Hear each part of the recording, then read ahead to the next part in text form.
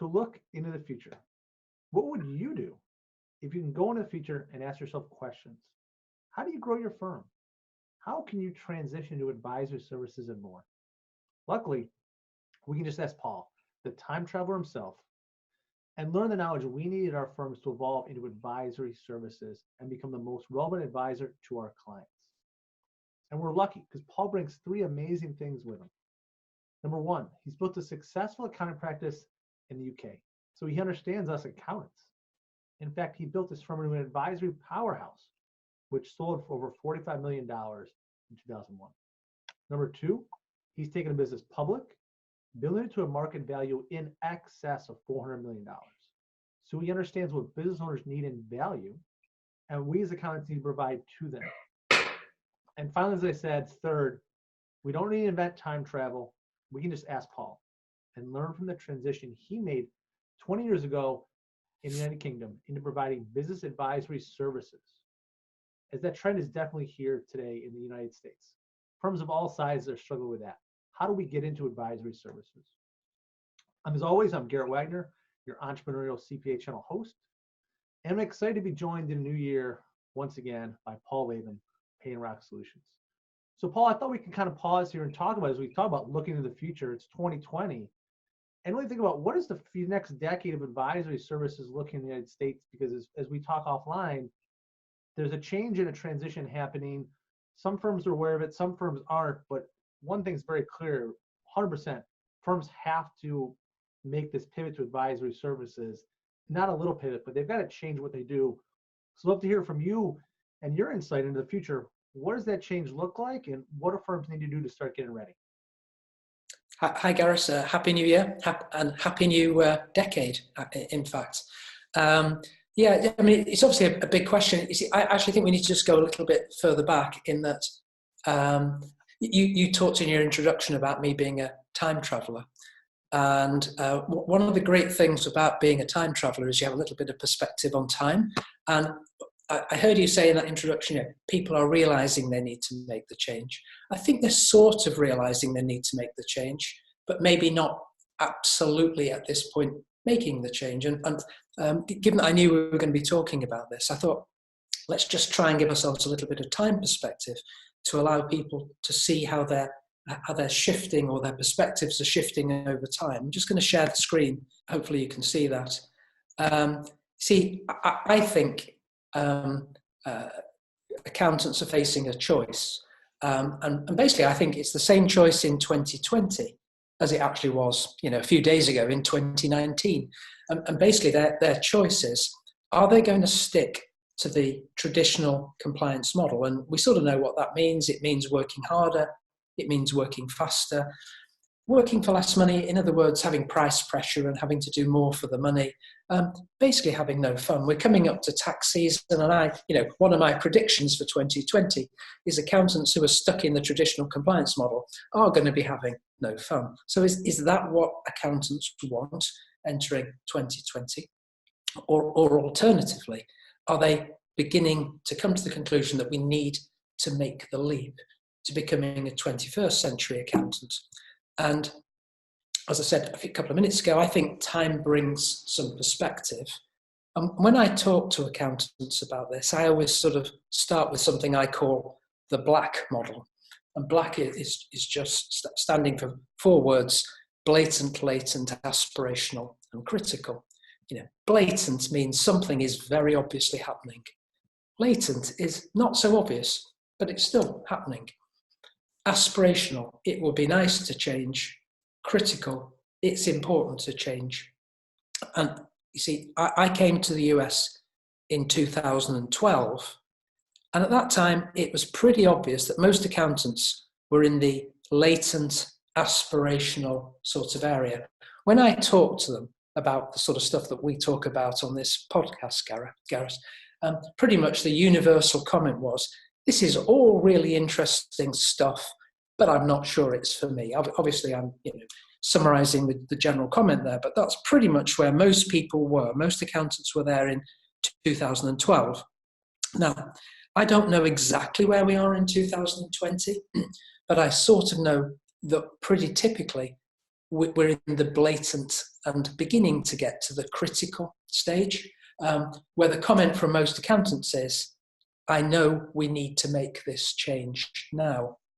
But there's a difference between knowing they need to and actually doing it. And I think too many of them are talking about it and putting it off and putting it off. And, there's going to be another tax season, so we'll put it off and so on. If I project forward in my time traveler mode, then, I wonder where we're going to be in another 10 years. And my prediction is by 2030, if you haven't made the change, it's going to be, so far too late. It's ridiculous. We can see the change that's happened, and I can see it clearly, how it's changed in the last 8 years. And these things tend to speed up, not slow down. So if that's the change we've made in the last 8 years, I'm thinking it's 2, 3, 4 years where the window of opportunity for accountants to make the change is going to close. And so my sort of message really at this point is, don't think black, think white. And by the way, these words were written about 5 years ago. And in this little piece, it says, there's an opportunity before the problem becomes blatant and critical. And by the way, I think it already has, to move into white space. And really what accountants have got to do is do something really different to what they've been doing before and leapfrog the competition. Don't try to be faster. Don't try to be cheaper. Think about being different. And usually, and these words below are sort of, if you like, the typical things we talk about. They need to be proactive, not reactive. They need to be forward thinking, not backward thinking. They need to be looking at add value rather than compliance type solutions. And add value usually means a whole bunch of solutions which most accountants by themselves can't possibly offer. So that usually means offering virtual family office solutions. But the key message, I believe, and it's one that we bang the drum a lot, is that accountants need to recognize that they're in a great sort of potential position to be positioned as their client's central advisor, what I call the go-to advisor, so that the accountant moves from being trusted, so they're not just trusted, but they become what I call relevant. And so, sort of open the debate up further there, if you like, Garrett, but those are my thoughts going into 2020. Paul, I think it makes complete sense to me. I think most people are not thinking, hey, it's 2020, I want to have less fun than I did in 2019. But I think that's where most firms and practitioners and owners and partners, whatever word you want to use, have set themselves up for at this point. Is they're going to have less fun because they haven't started to make this change. Like you said, they might be thinking, yes, this applies to me, but I haven't started, or I'm starting to see a range of firms that they're aware they need to change, and their thought is, well, let me try and do this myself. Mm-hmm. I don't want to use hay and rock. I'm going to create something like this from scratch, which once again, that's just not what they're good at. That's not their strength. And to quote a friend of mine, I think the expression that comes immediately to mind is, well, if that's the way you want to try and do it, stay lucky, because the amount of time and effort you have got to put into that is unbelievable. I mean, I did it myself. It was back in the 1990s. It took us years. You have not got years. You really have not got the time. And that, I think the biggest problem, actually, when people are making the change is not that they don't recognize they need to help from somebody else, because I think on the whole they do. I think they're so stuck in their existing model. On the whole, the accountants I talk to, their compliance fees represent 80 to 90% plus of their total revenue. So it's, how do we do this? How do we make the change, but still pay the bills? And we have a way of doing this. It's we call it a transition plan, where you have to make a gradual transition. You can't do this overnight. You can't do this on 1st of January 2020. I'm suddenly going to do this. You've got to make a transition in such a way that it makes financial and economic sense to your practice. And that isn't something that's easy to do without a bit of help. No, and it's really like thinking about, you could not pay for tax software and save a bunch of money and create tax software yourself, but no one's going to do that. No. And it's really the same idea here. You shouldn't try and create business advisory solutions and software and programs yourself, because it's just something else. It's not going to come out right. It's going to be way too much time, way too much energy. Focus on being, to tie it back to your other point, the relevant advisor to your clients. And being the relevant advisor to your clients most likely means that you are not creating a brand new service offering. You're not creating advisory service packages and things. No. So Paul, what does it mean to be, we talk about this a lot, a relevant advisor to your clients?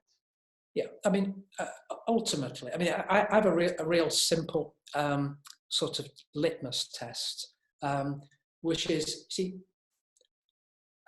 the accountant is usually positioned as the tax advisor to their client, or the tax person for their client.